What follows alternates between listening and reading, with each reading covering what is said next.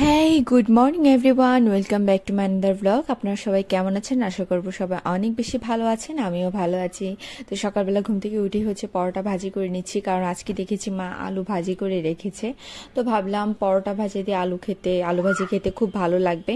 যদিও পাপা আলাদা করে রুটি করেছিল, কিন্তু পরোটার টেস্টটাই অন্যরকম। তো এরকমই আর কি, তো নিয়ে নিয়েছি। তো এখানে সকালের ব্রেকফাস্ট শেষ, চাও খেয়েছিলাম। আর এই হচ্ছে মসুরি ডালগুলোকে গতকাল রাতে ভিজিয়ে রেখেছিলাম, এগুলো এখন হচ্ছে একেবারে ভালো করে ফুলে উঠেছে।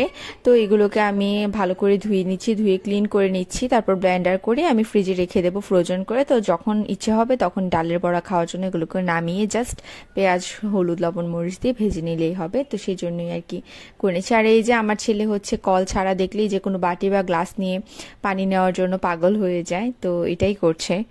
তো ভালো করে ডালগুলোকে আগে ধুয়ে নিচ্ছি, আমি ব্লেন্ডার করে রেখে দেবো।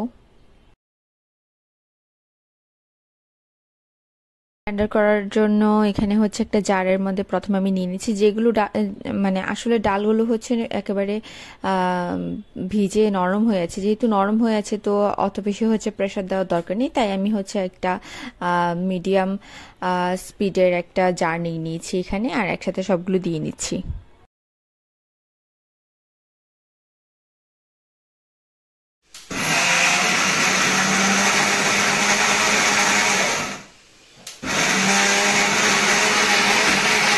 তো আমার ব্লেন্ডার করা হয়ে গিয়েছে। তো আসলে আমি আগেই জানি যে ব্লেন্ডার করার সময় আওয়াজে ত্রিফ ভয় পায়। তো প্রথমে হচ্ছে দুই একবার দেওয়ার পরে দেখেছি সে কান্না করেন, তো আমি ভেবেছি ভয় পায়নি হয়তো, কিন্তু পরে দেখলাম যে সে কান্না করেছে, চিৎকার করে কান্না করছিল, সেজন্য আর বাকিটা দেখালাম না আপনাদেরকে। তো যাই হোক, এখন এটা হচ্ছে আমি ফ্রিজে রেখে দিচ্ছি, ডিপ ফ্রিজে রেখে দেবো। তো জাস্ট যখন ইচ্ছে হবে তখন হচ্ছে বের করে জাস্ট ভেজে নিলেই হয়ে যাবে আর কি। তো এই তো রেখে দিচ্ছি।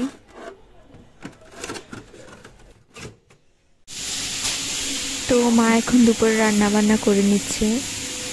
আজকে ডিম তরকারি হবে, শাক হবে, আর টমেটো টক হচ্ছে।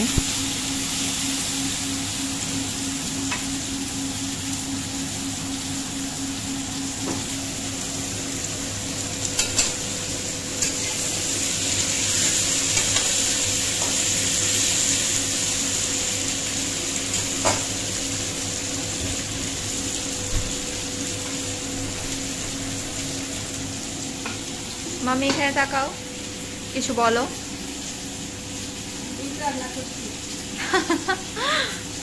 ওকে, হ্যান্ডশেক করো।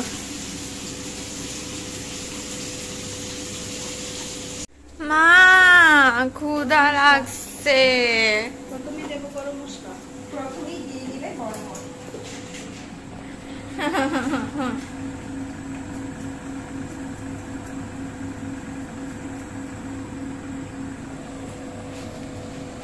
আর এই যে আজকে আপনাদের সাথে পরিচয় করে দিব কুকুর ছানাগুলোর মা আর বাবার সাথে। কুকুর ছানাগুলো বেসিক্যালি হয়েছে একেবারে দেখতে বাবার মতো, দেখেন সাদা কালো মিক্সড। অ্যাকচুয়ালি সাদা কালোটা হচ্ছে কুকুরগুলোর বাবা, আর একেবারে সাদা যেটা সেটা হচ্ছে মা। তো যাই হোক, মায়ের মতো একটাও হয়নি, সবগুলো সাদা কালো হয়েছে।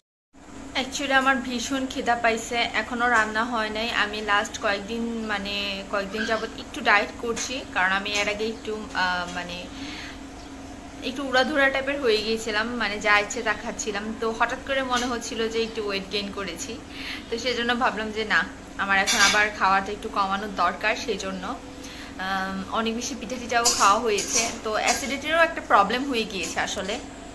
তো এখন দেখা যায় যে সকালবেলা একেবারে কম খাচ্ছি, আবার হচ্ছে রাতের বেলা 9টায় খাচ্ছি, কম খাচ্ছি, কিন্তু দুপুরবেলা সে ভীষণ ক্ষুধা পেয়ে যায়। দুপুরবেলাও কম খাচ্ছি, কিন্তু আসলে টাইম টু টাইম খেতে হয় আর কি। আসলে ডায়েট মেনটেনটা এভাবেই করতে হয় যে টাইম টু টাইম একটু খাবারটা ঠিক রাখতে হয়, দ্যাটস ইট। তো আমার ভীষণ ক্ষুধা পেয়ে গিয়েছে, এখনো রান্না হয়নি। যাই হোক, এখন ডিম তরকারি রান্না হয়ে গিয়েছে, শাকটা হওয়ার জন্য ওয়েট করছি। আর এখানে কি আছে, এটাতে মনে হয় টমেটো টক আছে এটাতে। Yes, my favourite, also my father's favourite. Papa tomato টক খেতে খুবই পছন্দ করে, আর আমি পছন্দ করি টমেটো দিয়ে তরকারি। পাপা অ্যাকচুয়ালি যতবারই টক আনে ততবারই বলে যে টক রান্না করতে, কারণ উইন্টারের টমেটো এটাতে আসলে ফরমালিন বা আদার্স থাকার সম্ভাবনা কম এমনি তো থাকে। আমরা মানে যেটা সিজনের সবজি না সেটা খাই না, আমরা যে সিজনে যে সবজিটা হয় ওটাই খাই। অ্যাকচুয়ালি সেটা করাটাই ঠিক, তার কারণ হচ্ছে দেখা যায় যে প্রত্যেকটা সিজনে নিজস্ব কিছু সবজি থাকে বা কিছু কি বলবো এটাকে, মানে প্রত্যেকটা ওয়েদারে নিজস্ব কিছু একটা জিনিস থাকে, তো ওইটাই ওই সিজনে খাওয়া ঠিক। এবং তাতে হয় কি যে আপনারা অন্যান্য সার টার হাইব্রিড হ্যান ত্যান এইসব কিছু খাচ্ছেন না। দেওয়া হয়, সার দেওয়া হয় না যে তা না, তবে একটু পরিমাণে কম আর কি। আর সেটা যদি স্টোরেজ করে পরে সেল করা হয় বা আপনারা কিনে খান তাহলে তো বুঝতেই পারছেন বিষয়টা কি হচ্ছে। তো বেসিক্যালি পাপা হচ্ছে টমেটো টকটা খেতে খুব বেশি পছন্দ করে, তো সেই জন্য হচ্ছে আবার টমেটো দিয়ে হচ্ছে অন্যান্য তরকারিটা খেতে পছন্দ করে। কিন্তু আমার ছোট মাছ ভালো লাগে, বড় মাছ ভালো লাগে, টমেটোর যে কোনো ধরনের মাছের তরকারি আমার খেতে ভালো লাগে, কিন্তু পাপা টক খেতে পছন্দ করে বলে আসলে সেটা বেশি একটা রান্না করা হয় না। তো এখন হচ্ছে খেয়ে নেবো, মোটামুটি রান্না শাকও রান্না হয়ে গেছে, মা হচ্ছে অলরেডি বাটিতে নিয়েও নিয়েছে, তো এখন খেয়ে নিচ্ছি, আমি আর ওয়েট করতে পারছি না। তো ত্রিভ হচ্ছে আবার ঘুমিয়ে পড়েছে স্নান করেই, কারণ ও হচ্ছে আমার আগে ঘুম থেকে উঠে যায়, তো দেখা যায় যে বেশিরভাগ সময় এই টাইমটাতে সে ঘুমিয়ে থাকে, তো খায়নি। মোস্ট অফ দ্য টাইম সে ঘুম থেকে উঠেই খায়, 3টা 4টা 4টা 5টার মতো বেজে যায়। আবার অনেক সময় কম ঘুমালে তাড়াতাড়ি উঠে যায়, তো এই আর কি। আজকের ওয়েদারটা সুন্দর, সানি ওয়েদার আমি খুবই পছন্দ করি। মানে হাজার গরম থাকলেও আমার ভালো লাগে, কিন্তু ঠান্ডা জিনিসটা আমার ভালো লাগে না। সানি থাকলে দেখবেন যে ঠান্ডাটাও মনে হয় যে অ্যাডজাস্ট করতে পারছি, কিন্তু একেবারে যদি সূর্য না থাকে ভালো লাগে না। আর এই গাছটাকে তো আমার এত অদ্ভুত লাগে, উপরের পাতাগুলো মানে পেকে গিয়েছে বলে মনে হচ্ছে যে এটা আসলে দেশীয় কোনো গাছ না, বাট এটা দেশি একটা গাছ, এটাকে আমড়ার গাছ বলে। যাই হোক, এখন আমি ভাত খেয়ে নেবো। তো ভাত খাওয়ার জন্য যেটা করি আমি হচ্ছে কার্টুন দেখি, ইউটিউবে কার্টুন দেখতে দেখতে ভাত খাই। বিষয়টা একটু অদ্ভুত না? অদ্ভুত হলেও আমার এটাই ভালো লাগে, আর আমার যা ভালো লাগে তা করার থেকে আমাকে কেউ আটকাতে পারবে না, সো এটাই করি। মা হচ্ছে অনেক বকাঝকা করে, মা বলে যে এখন বড় হয়েছিস, তোর একটা বাচ্চা আছে, কিন্তু তারপরেও তোর এই বাচ্চামিপনা কমেনি। তো যাই হোক, যতই বড় হই না কেন এই অভ্যাসটা আমার চিরজীবন থাকবে, কার্টুন দেখতে দেখতে ভাত খাওয়া। তো যাই হোক, এখন ভাত খেয়ে নিচ্ছি।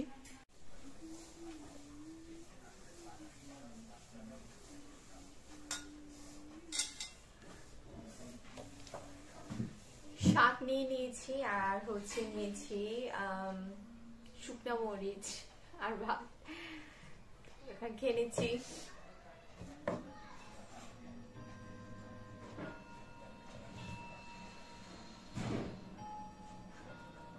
আমার শাক খেতে ভীষণ ভালো লাগে।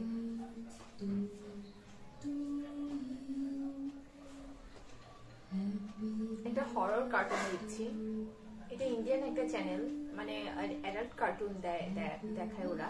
আমার কাছে ভীষণ ভালো লাগে, বিশেষ করে স্টোরিগুলো ভীষণ ভালো লাগে।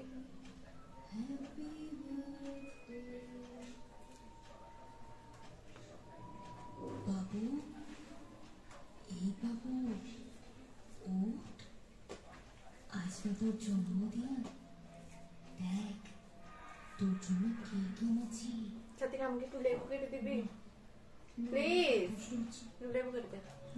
আমার কষ্ট হচ্ছে না, তোর খুব কষ্ট হচ্ছে না বাবু? কষ্ট গতকাল কিচ্ছু খাসনি, একটু পরোটা ভেজে দেবো, গরম গরম ঘিয়ে সাথে পরোটা। আমি পারছি না, আমি পারছি না। তো খাওয়া দাওয়া শেষ করে একটু ঠান্ডা ঠান্ডা লাগছিল, তাই ভাবলাম একটু ছাদে গিয়ে বসি। তো সাত্বিকাও বলছিল চল ছাদে, ট্রিভও যেহেতু ঘুমাচ্ছে একটু গিয়ে বসি নিরিবিলি। তো আসার কিছুক্ষণ পরেই হচ্ছে ট্রিভ উঠে গিয়েছে। অন্যান্য দিন হচ্ছে এর থেকে বেশি সময় ঘুমায়, কিন্তু উঠে গিয়েছে। পরে হচ্ছে মা আবার ছাদে এসে আমাদের কাছে ট্রিভকে দিয়ে গিয়েছে, তো এই আর কি। আসলে বাচ্চাদের কথা বলা যায় না, ও কখনো এমন হয় যে 3 ঘন্টা 4 ঘন্টাও ঘুমায় দুপুরবেলা, আবার অনেক সময় দেখা যায় যে 1 ঘন্টা বা আধা ঘন্টা ঘুমিয়ে উঠে যায়, তো এই আর কি, এরকমটাই হয়। আর রোদ উঠার পরে আজকে আকাশটাও খুব সুন্দর, গতকালকে থেকেই তো রোদ উঠছে, তো আকাশটা দেখতে খুব ভালো লাগছে। আর আকাশের সূর্যটা মানে মেঘের আড়ালে চলে গিয়েছে, তারপর মেঘের ফাঁক থেকে হচ্ছে সূর্যের আলোটা বের হচ্ছিল, দেখতে খুবই ভালো লাগছিল। এরকম ওয়েদার আসলে খুব ভালো লাগে।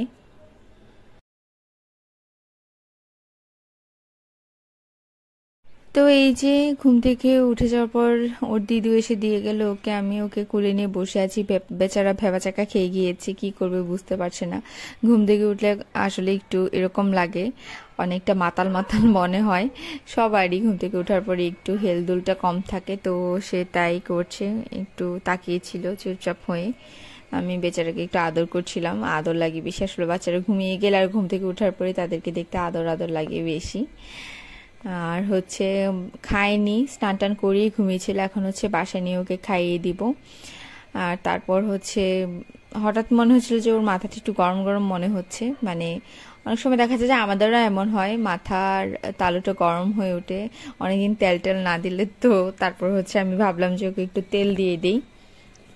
তো এই তো। আর ছাদের ফুলগুলো মানে দেখতে এত ভালো লাগে, আপনাদের সাথে শেয়ার না করে পারি না, খুবই ভালো লাগে দেখতে। আর হচ্ছে এখন আরো বেশি ফুল ফুটেছে, মানে খুব সুন্দর লাগছিল দেখতে। আর এগুলো হচ্ছে হলুদ চন্দ্রমল্লিকা। চন্দ্রমল্লিকা বিভিন্ন কালারের হয় কিনা আমি জানি না, তবে মায়ের কাছে যতটুকু শুনেছি যে সাদা, মানে জেনারেলি তো সবাই জানে চন্দ্রমল্লিকা মানেই সাদা, কিন্তু চন্দ্রমল্লিকা সাদাও হয়, হলুদও হয়, পার্পল কালারও হয়, পার্পল বা ল্যাভেন্ডারের মাঝামাঝি কোনো একটা কালারে হয়।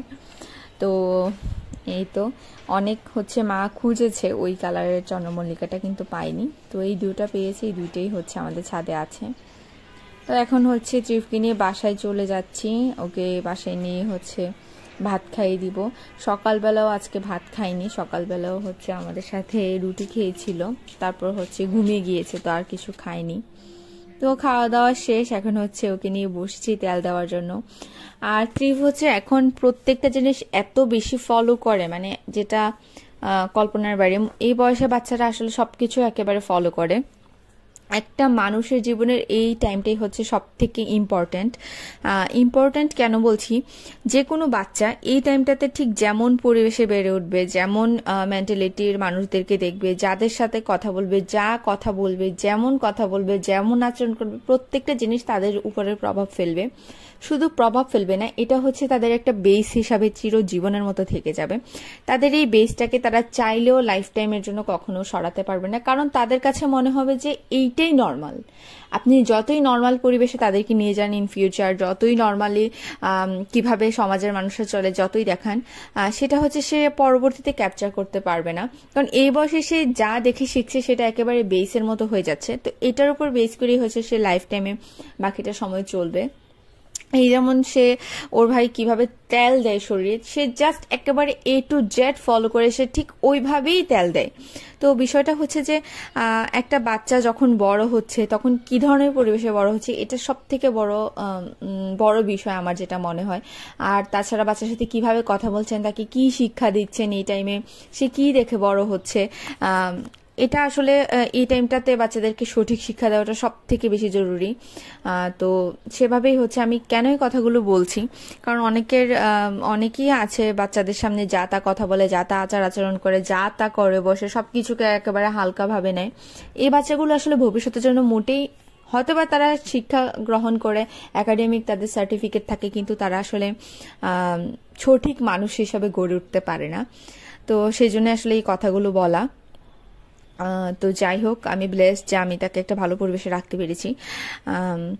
আর এই তো এখন হচ্ছে ওকে আমি ছোট করে একটা ঝুঁটি বেঁধে দেবো, চুলটা আঁচড়ে দিচ্ছি, ম্যাসাজ করে দিলাম তেল দিয়ে অনেকক্ষণ। তো এখন হচ্ছে ঝুঁটি করে দিচ্ছি, কারণ মাথায় আসলে মাঝে মাঝে তেল দেওয়াটা প্রয়োজনীয়। তো এই আর কি, সেজন্যই দিয়ে দিচ্ছি আরো।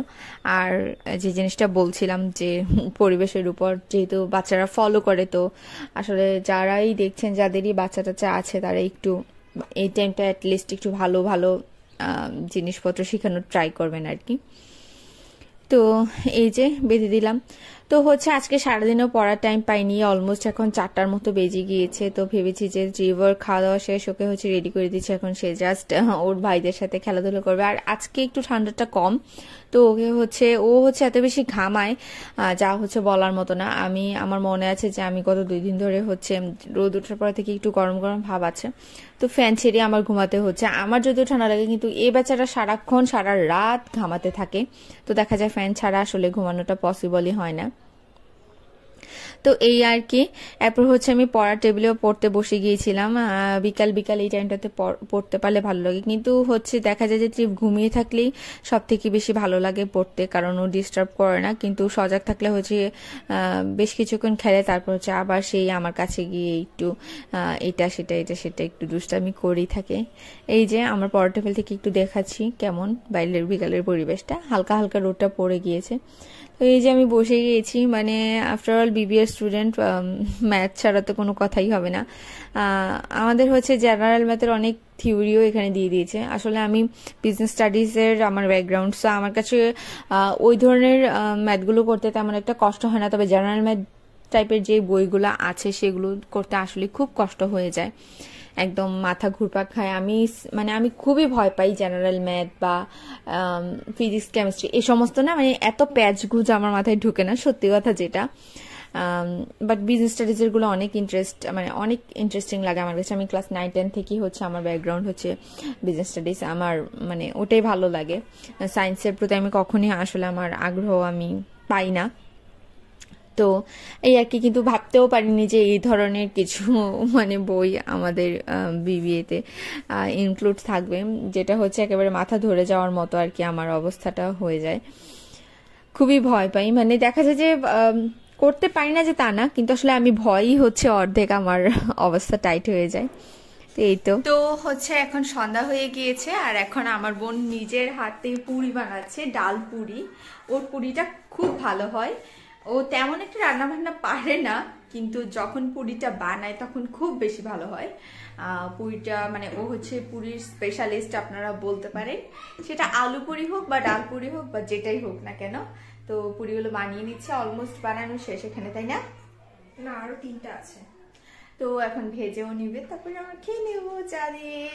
একটু দেখাই আপনাদেরকে। তো এই যে বানিয়ে নিচ্ছে পুরিগুলো। আপনারা যদি পুরিগুলোর হচ্ছে ইন ডিটেলস রেসিপি চান, তাহলে দ্য স্টোরি টেলার অফ সাত্বিকাতে চলে যাবেন, দ্য স্টোরি টেলার সাত্বিকাতে চলে যাবেন। সেখানে হচ্ছে পেয়ে যাবেন রেসিপি আর কি।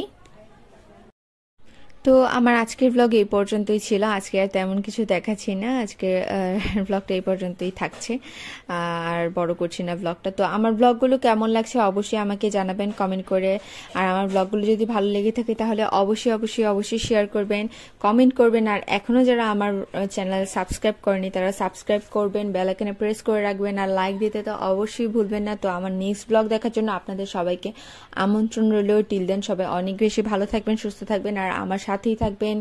সো সবাই অনেক বেশি ভালো থাকবেন। টাটা।